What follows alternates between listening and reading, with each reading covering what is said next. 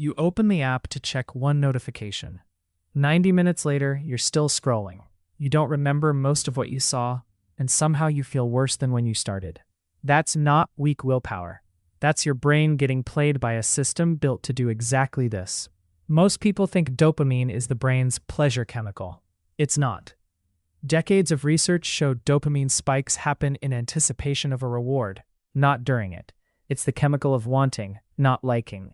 That's why a notification sound gives you a little buzz of hope before you've even looked at your phone.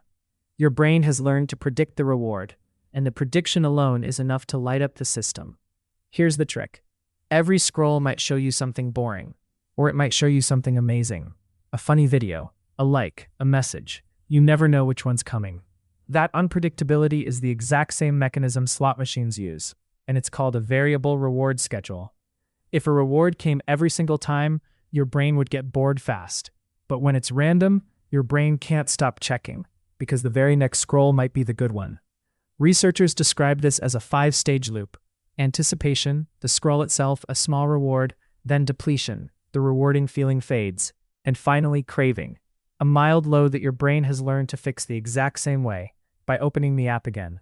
This is the exact moment people describe, realizing they've been scrolling for 40 minutes and feeling worse than when they started.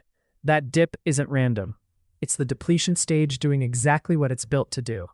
Brain imaging backs this up. Heavier social media use is linked to stronger reward responses to app-related cues, and researchers have found this taps into circuitry that overlaps with patterns seen in substance use and gambling.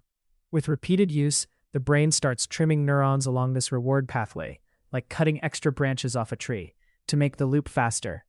That sounds efficient, but a shorter pathway means rewards hit quicker, and impulse control gets weaker. Researchers are now looking at whether heavy scrolling disrupts the brain's default mode network, the system active when you're daydreaming, reflecting, or just thinking. That network plays a major role in sense of self and emotional regulation, which may explain why heavy users often report feeling more anxious or scattered. All of this adds up to something scientists call delay discounting, choosing the small immediate reward of scrolling over something that actually matters more, like sleep, work, or the people sitting right next to you. None of this means you're broken or that social media is evil. It means the apps are engineered around a real, well-understood feature of how your brain works.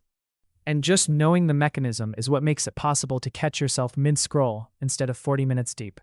Now you know exactly what's happening in your brain every time you open that app. Subscribe for more Science Explained.